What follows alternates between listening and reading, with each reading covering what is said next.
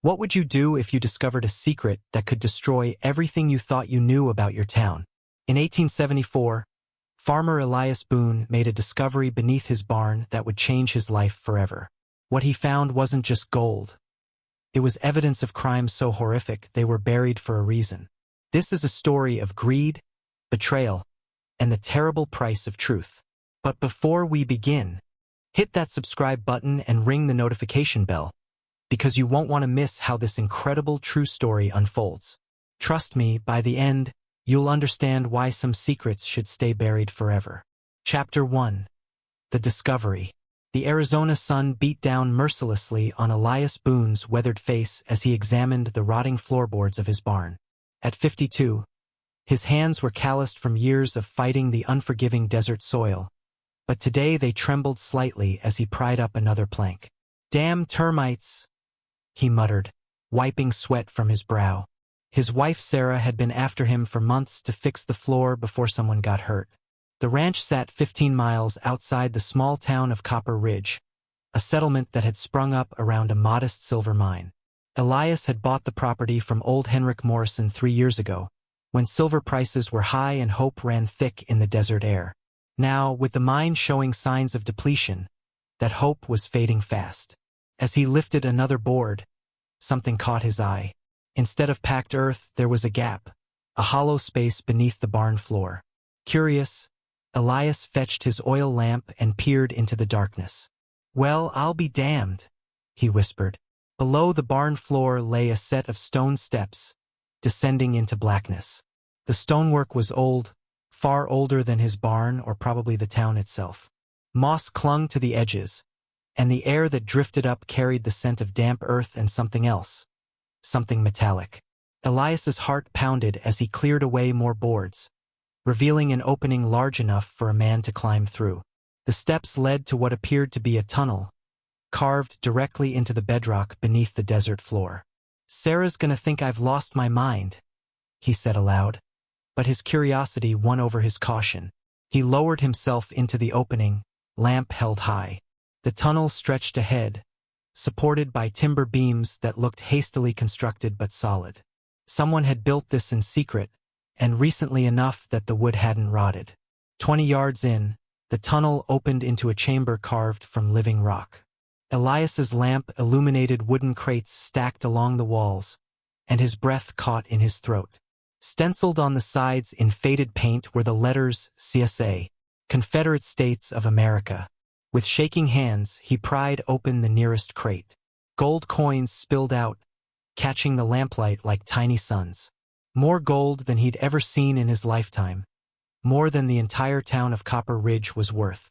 But it was the papers beneath the gold that made his blood run cold. Military documents, signed orders, and a leather-bound journal filled with meticulous handwriting. As Elias read by lamplight, the horrifying truth began to unfold. This wasn't just hidden Confederate gold, it was evidence of war crimes. Massacres of civilians, executions of prisoners, systematic theft from Union towns. And the signatures, Elias recognized some of the names. Respected men in Copper Ridge, pillars of the community who had come west to start fresh after the war. Judge William Cartwright, Sheriff Tom Bradley, even Dr. Marcus Whitmore, who'd delivered half the babies in town. The journal's final entry, dated just 3 years ago, made Elias's hands shake. "The gold is secure. The evidence is buried. Let the dead stay dead, and may God forgive us for what we did in Georgia. But if anyone ever finds this place, they'll have the power to destroy us all. Some sins are too great for redemption." The signature was unmistakable. Henrik Morrison, the man who'd sold him this ranch. A sudden noise from above made Elias freeze. Footsteps on the barn floor, slow and deliberate. Someone was in his barn. He quickly closed the journal and crate, extinguished his lamp, and crept toward the tunnel entrance. Moonlight filtered down through the opening, and he could see a shadowy figure moving among his tools. "Hello!" Elias called out, trying to keep his voice steady. The figure froze, then moved quickly toward the entrance. "Boone? That you down there?" Elias recognized the voice immediately. Sheriff Tom Bradley. Yeah, it's me, Tom. Just checking some foundation problems. At this hour? It's near midnight, Elias. Elias climbed out of the tunnel, his mind racing. How much had the sheriff seen? How much did he already know? Couldn't sleep, Elias lied. Figured I'd get some work done. Sheriff Bradley studied him carefully, his hand resting on his gun belt. Find anything interesting down there? The question hung in the air like smoke from a gunfight. Elias looked into the sheriff's eyes and saw something that chilled him to the bone. Fear, yes, but also the cold calculation of a man who'd killed before. Just some old rat tunnels, Elias said finally. Nothing a man couldn't handle with some dirt and a shovel. The sheriff nodded slowly, but his eyes never left Elias's face. Well, you be careful, Elias. Old places like this.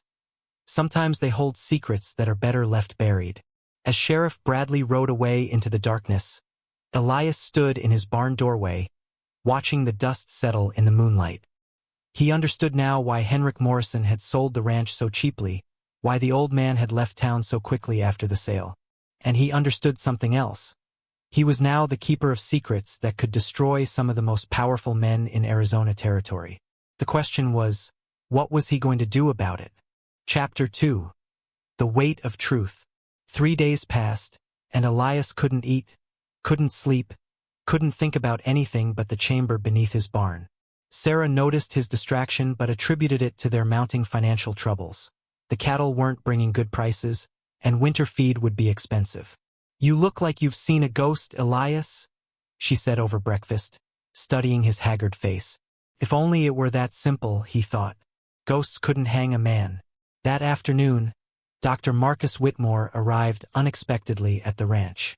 Elias watched from the window as the distinguished gentleman climbed down from his buggy, medical bag in hand. Afternoon, Elias, Dr. Whitmore called out, approaching with his usual friendly smile. Sarah mentioned in town that you haven't been feeling well. Thought I'd stop by. Elias stepped onto the porch, keeping his voice casual. That's thoughtful, Doc, but I'm fine. Just tired from ranch work. Nonsense, Whitmore said, climbing the steps. A man your age needs to be careful. Mind if I come in? As they sat in the parlor, Dr. Whitmore's examination was thorough, but his questions were casual. Too casual. Been doing any digging lately? Sometimes hard labor can strain a man's heart. Just the usual ranch work, Elias replied, watching the doctor's face carefully. Any discoveries? Sometimes when you're working the land, you find interesting things. Arrowheads, old coins. The question was asked lightly, but Elias caught the intensity in the doctor's eyes. He knows, Elias realized. They all know. Nothing but rocks and more rocks, Elias said.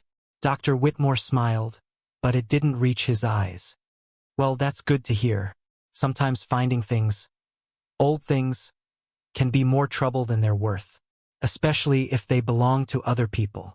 After the doctor left, Elias returned to the barn and descended into the chamber. By lamplight, he studied the journal more carefully. The crimes detailed inside were horrific. Entire families murdered, towns burned, gold stolen from banks and private homes. But it was the list at the back of the journal that made his blood run cold. Names of witnesses who had been silenced. Men, women, even children who had seen too much and paid with their lives.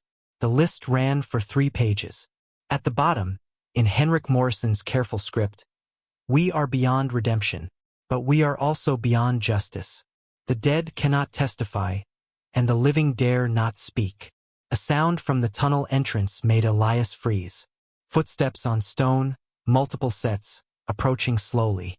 He extinguished his lamp and crept toward the chamber entrance. Voices echoed in the tunnel, low and urgent. Sure he found it? That was Judge Cartwright. Morrison wouldn't have left town if he wasn't sure, replied Sheriff Bradley. The old fool probably told Boone everything before he died. A third voice, Dr. Whitmore.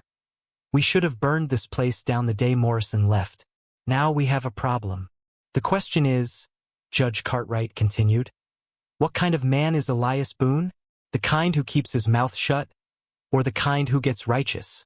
Elias pressed himself against the chamber wall, heart pounding. They were in the tunnel now, just yards away. He's got a wife to think about, Sheriff Bradley said. That should motivate him to be reasonable. The threat was unmistakable. Elias felt anger surge through him, replacing fear. These men had built their respectable lives on a foundation of murder and theft, and now they were threatening Sarah. Let's just talk to him, Dr. Whitmore suggested. Make him understand the situation. Talk. Judge Cartwright's laugh was cold. Marcus, we're talking about evidence of war crimes. You think any jury in the territory would believe we were just following orders? We'd all hang. Then what do you suggest, William? A long pause. Same thing we did in Georgia. Same thing we did to Morrison when he started getting conscience-stricken in his old age. Some problems have only one solution. Elias's blood turned to ice. They had killed Henrik Morrison. The old man hadn't left town. He was probably buried somewhere in the desert, another victim of their need to keep the past buried. We'll give him a chance, Sheriff Bradley said. Tomorrow we'll all pay him a visit. Make him understand that some secrets are worth more than a man's life. The voices began to fade as they retreated through the tunnel. Elias waited until he was certain they were gone, then climbed back up to his barn. Sarah was in the house, preparing supper, humming softly to herself. She had no idea that her husband held evidence that could bring justice to dozens of victims, or that doing so would almost certainly cost them both their lives. As Elias watched his wife through the kitchen window, he realized he faced an impossible choice. He could keep silent, let murderers continue to live as respected citizens, and condemn the victims to be forgotten forever. Or he could try to expose the truth and likely get himself and Sarah killed in the process. Either way, innocent people would suffer. But as he thought about the names in that journal, families torn apart, children murdered, communities destroyed, Elias began to understand that some choices weren't really choices at all. Chapter 3. The Reckoning Comes. The next morning arrived with an unusual chill for Arizona. Elias stood at his kitchen window, watching the road that led to town. Sarah bustled around the kitchen, preparing breakfast and chattering about their neighbor's new baby. Mrs. Henderson says little Emma is the sweetest thing, she said, setting a plate of eggs before him. Makes me think, well, maybe it's not too late for us to. Sarah, Elias interrupted gently, I need to tell you something. She turned, studying his face with growing concern. Elias, you've been acting strange for days. What's wrong? Before he could answer, the sound of approaching horses reached them. Multiple riders coming fast. Elias moved to the front window and counted 4 men. Sheriff Bradley, Judge Cartwright, Dr. Whitmore, and a 4th man he didn't recognize. A hard-faced stranger with the look of a professional gunman. Sarah, go upstairs, he said quietly. What? Why? Who are those men? Please, just go upstairs and stay there until they leave. The urgency in his voice convinced her. Sarah gathered her skirts and hurried to the stairs, pausing to look back at him with frightened eyes. Elias, what have you done? Nothing I'm ashamed of, he replied. The riders approached slowly, deliberately. Elias stepped onto his porch, keeping his hands visible but ready. Sheriff Bradley dismounted first, his badge glinting in the morning sun. Morning, Elias, the sheriff said, his voice friendly but his eyes cold. Beautiful day, isn't it? Tom, Judge, document. Elias nodded to each man, then looked at the stranger. Don't believe we've met. This is Mr. Carson, Judge Cartwright said smoothly. He's helping us with some legal matters. Carson remained mounted, his coat pushed back to reveal a well-worn Colt at his hip. His eyes swept the ranch, cataloging exits and cover. What can I do for you, gentlemen? Elias asked. Dr. Whitmore stepped forward, his manner almost apologetic. Elias, we need to discuss something important. Something about your property. My property? Specifically, Judge Cartwright said, what you might have found on your property. The pretense was over. Elias felt a strange calm settle over him, the way a man might feel when he stops running and turns to face his pursuers. I found a lot of things, William. Question is, which ones are you worried about? Sheriff Bradley's hand moved closer to his gun. Now, Elias, there's no need for anyone to get upset. We're all reasonable men here. Are we? Tell me, Tom, how reasonable were you in Georgia? When you were burning farms and shooting civilians? The words hit like physical blows. Dr. Whitmore actually staggered back, his face draining of color. Judge Cartwright's jaw tightened, and Sheriff Bradley's hand dropped to his gun butt. So you did find it, Cartwright said quietly. Morrison's insurance policy. Henrik Morrison's evidence, you mean? Evidence of what you did during the war. Evidence of what you did to Henrik when he started feeling guilty. Prove it. Carson spoke for the first time, his voice like gravel. Prove any of it. Elias smiled grimly. The journal's in a safe place, Carson, along with copies of all the documents. If something happens to me or my wife, they go straight to the territorial marshal in Phoenix. It was a bluff, but a good one. He watched their faces, saw uncertainty flicker in their eyes. You're making a mistake, Elias, Dr. Whitmore said urgently. You don't understand what you're dealing with. This isn't just about us. There are powerful men in Washington who were involved. Men who could make you disappear without a trace. Then why are you here? If you're so powerful, why not just kill me and take what you want? Judge Cartwright answered, because we're not murderers, despite what those documents might suggest. We were soldiers following orders during wartime.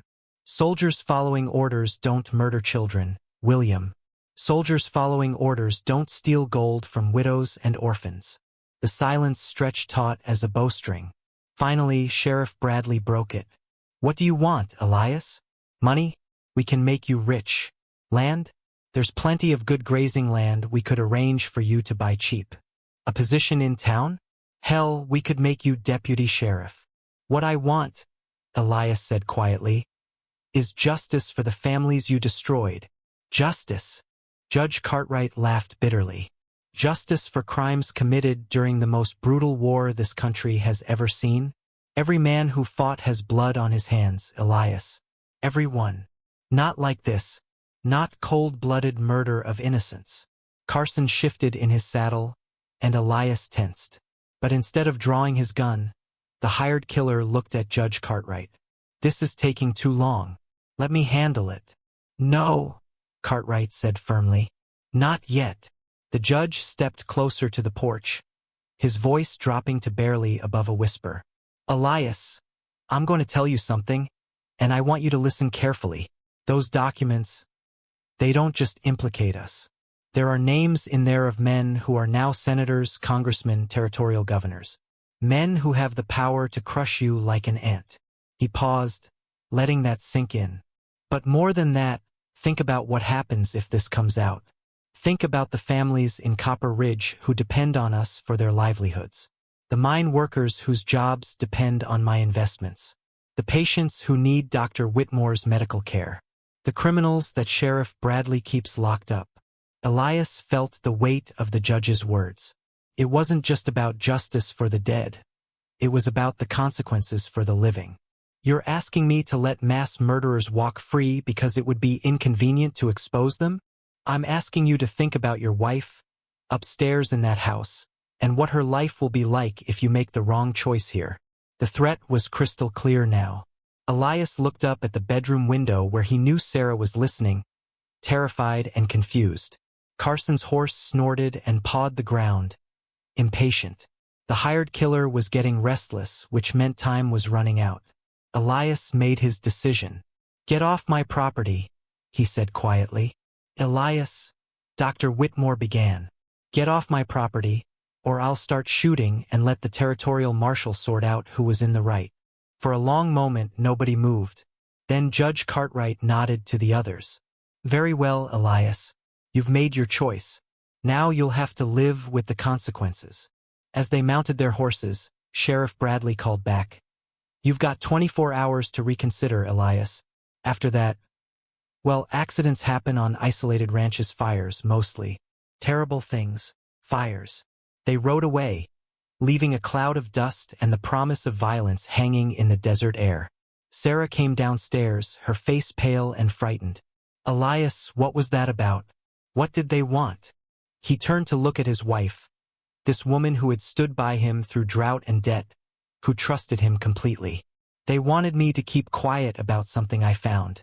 Something terrible. And I told them no. Sarah nodded slowly, then moved to stand beside him. Then we'd better get ready for whatever comes next. Chapter 4. The Price of Justice. That night, Elias couldn't sleep. He sat by the bedroom window with his rifle across his knees, watching the moonlit landscape. Sarah lay beside him, jumping at every sound. Around midnight, she finally spoke. "Tell me about what you found, Elias." "All of it." So he did. He told her about the chamber, the gold, the journal documenting war crimes.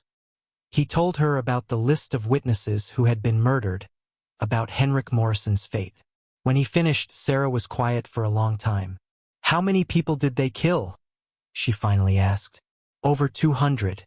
Men, women, children. Entire families." Sarah sat up, her decision made. "Then you did the right thing, Elias. Whatever happens, you did the right thing. Even if it gets us killed?" She took his hand. "Some things are more important than staying alive."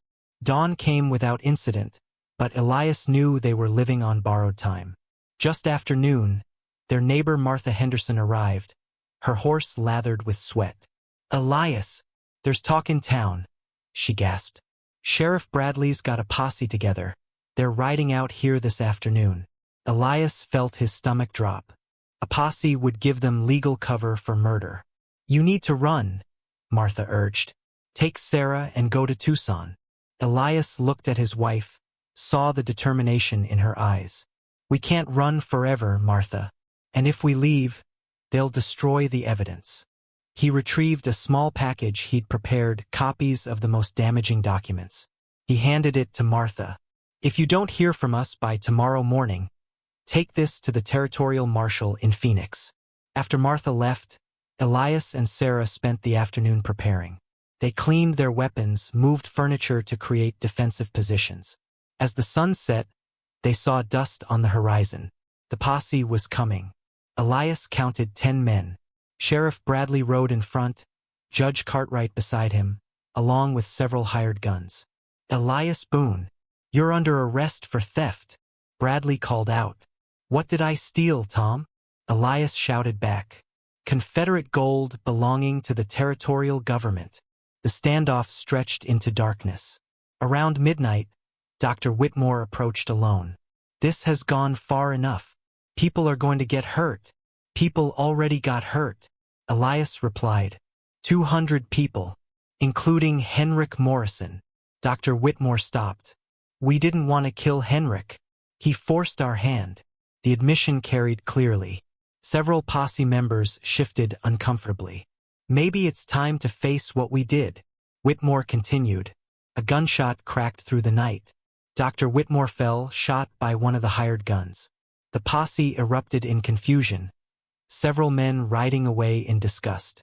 In the chaos, Elias slipped out the back and made for the barn. But Sheriff Bradley was waiting with a drawn gun. "It's over, Elias. Your wife is already dead."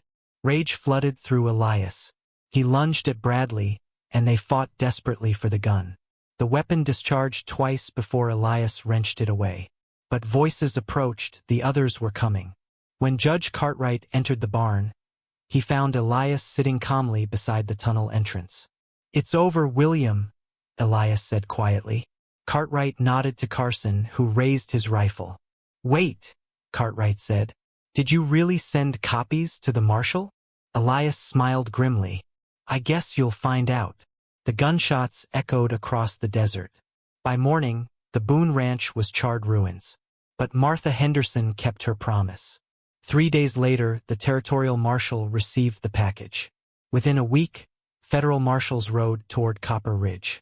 Judge Cartwright was found dead in his office, a confession letter beside his body. Sheriff Bradley and Carson were captured fleeing to Mexico. They hanged the following spring. In the end, Elias Boone got what he wanted: justice for the dead, even though it cost him everything he loved. The town of Copper Ridge never recovered. Within 5 years, it was another ghost town in the Arizona desert. But the families of the victims finally learned the truth, and justice was served. Exactly what some secrets are worth dying for.